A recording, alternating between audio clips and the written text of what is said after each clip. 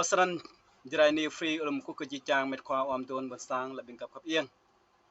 Mai chẳng đông sắp Blue Mừng là Thái Lan nào tar bà là Osran Đây bố con nọc na Cộng sản Việt Nam Như lạch sân này Như lạch nâng trình nhà nước của nhân dân Nên để bố nhà nước của nhân dân nên sinh hạ ít như chẳng lạch nên buôn sang đây Trình đăng Con nọc na Cộng sản Việt Nam do sa kanok na de ga de o vật kanok na yon nyo pom sẽ mơ bia đã lang vậy do tôi xin nhu chi nhu blue mà hả kanok na công san này nhu sẽ xích là nhu blue mà nhu chi sơn này trong mà đây vì sao nhà nước là nhà nước ta như là nhà nước của nhân dân của dân như này do dân và vì dân năn play này có chập lụ này do dân và vì dân tức là cái nục na Cộng sản Việt Nam này mừng buôn sang đây chi nhu chất đi cái nhà bè ran như lại bên do dân và vì dân như lại vì dân vì nước quên thân mà vì dân phục vụ sẽ ngại bố mà này hình này cái nục na Cộng sản nhu do buôn sang đây nhu sân xem lại nhiều mồ Yua nhu asan xem lay thun sabot banto diploma nhu asan xem lay nhu po khan linh nhu po nakato nhu po sung nào te la đập người tề tề nguyên ilo ka thun sabot banto diploma tu ko hare lau plon man pa thun sabot banto diploma nhu ma lẫn la đây lesson ăn chứ ngã nhu lên nhà nước của nhân dân tức là vì dân như là tần do nhân dân và vì dân tức là có dùa buôn sang thế mình tầng cái nốt na nhủ như thầu chi một cái nốt na bé đã nhú có dùa từ sân xem lề cái buôn sang mà một cái bộ này hình tình trạng dân bè lũ nốc và lũ nè lũ huyện lũ xã nhu lệ lần nhu trăm ping thay con buôn sang trăm ping thay con lần như bè bực sang buôn sang này hình dân bè nên tình trạng hiện nay ở khu vực Việt Nam bất cứ khu vực nào cái tình trạng hiện nay là Cộng sản Việt Nam cưỡng chế đất đai tịch thu đất đai người dân và đánh phá nhiều nhà cửa của người dân mà Cộng sản nói thế này này nhà nước của nhân dân tức là nhà nước này người dân dựng lên họ có câu thế này nhớ các bạn họ nói thế này này vì nước quên thân vì dân phục vụ tôi hỏi quý vị và các bạn nha cái ngày 21 tháng 4 năm 2023 vừa rồi tại Buôn Em Tá có một doanh nghiệp đổ rác thải tại nơi đó tại sao chính quyền của Cộng sản Việt Nam không đứng phía dân mà lại đứng phía nhà doanh nghiệp đổ rác thải tại hồ Buôn Em Tá là sao?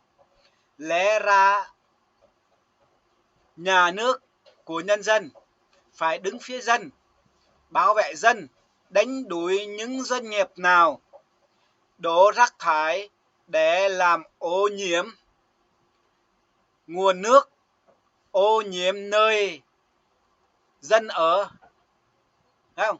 Chúng ta thấy rõ ràng lời nói không mắc tiền mua, lời mà nói cho vừa lòng nhau.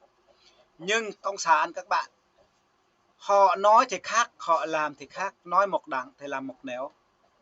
Cho nên nhà nước của nhân dân tức là nhân dân lập nên nhà nước Cộng sản Việt Nam.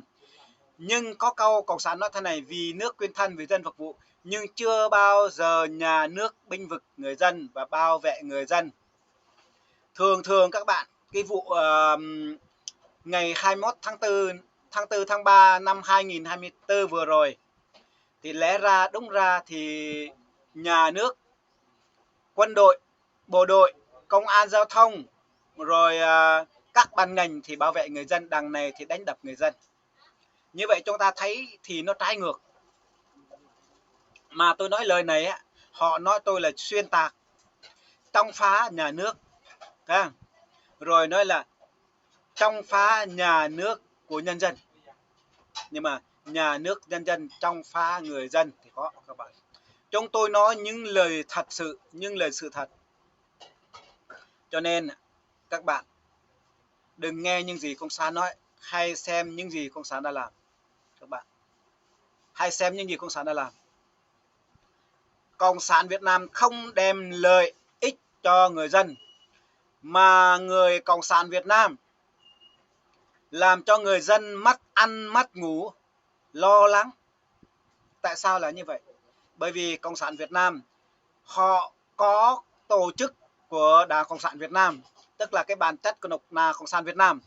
Bản chất của Cộng sản Việt Nam á, là phải cướp đất, cưỡng chế đất, đánh đập người dân, múc nhà cửa người dân. Đó là bản chất của Cộng sản.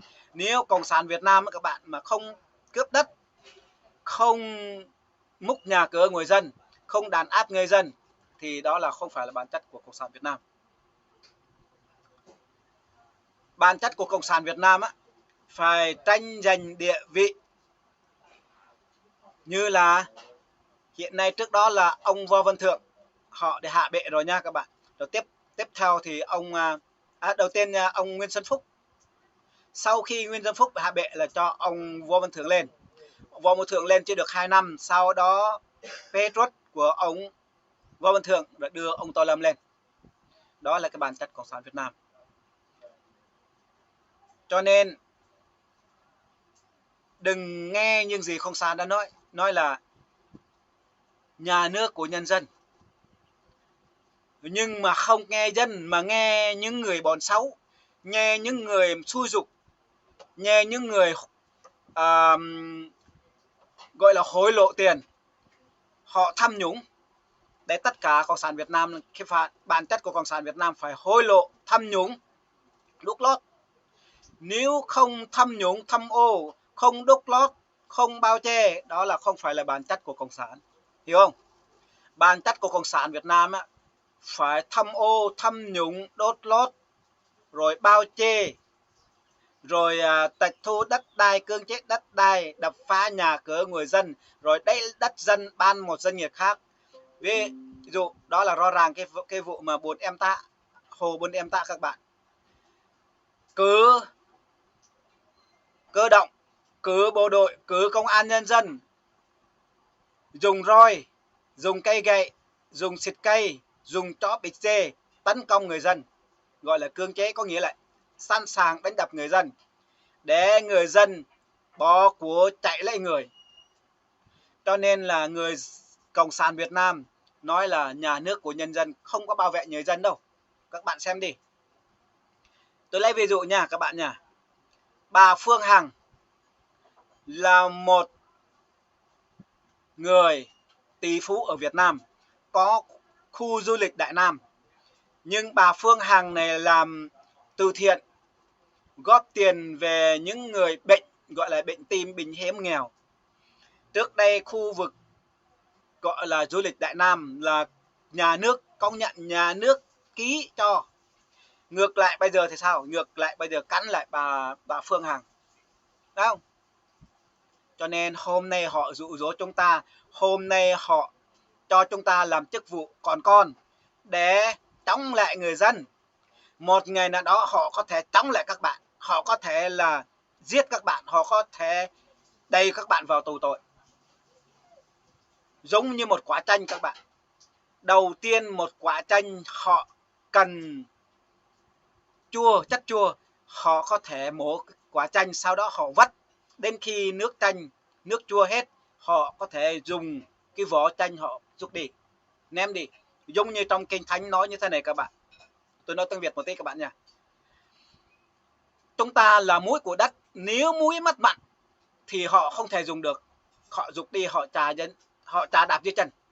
Giống như hiện nay họ sử dụng đồng bào dân tộc Tây Nguyên làm cán bộ, con làm công an viên, làm chủ tịch xã, làm chủ tịch huyện, như ông Đan Lâm gọi là tướng công an. như Nay Y Lương là công an, như Y Thông là công chức vụ lớn, nhưng mà họ lợi dụng các bạn, họ nhét vào tư tưởng Hồ Chí Minh, tư tưởng Hồ Chí Minh là tư tưởng bảo thủ. Tất cả công việc họ làm, tất cả việc họ làm là sai trái, mà họ cho rằng là họ đúng tất cả. Tôi lấy ví dụ và thực tế các bạn, điển hình đường Hồ Chí Minh đoạn tranh phía đông giáp thành phố Buôn Ma Thuột, chiều dài 39,6, gần 40 km, chiều rộng 12 m, mà vốn đầu tư đầu tiên bao nhiêu? 1.500 tỷ, sau đó như vậy gọi là tranh lệch đường thi công gần 1 km, và đền bù phối hợp với người dân gọi là chậm tiến độ thi công, đáng lẽ ra là hôm nay xong rồi, không? Nhưng mà trong đó ai là lợi? Là Đảng Cộng sản, nhà nước lợi.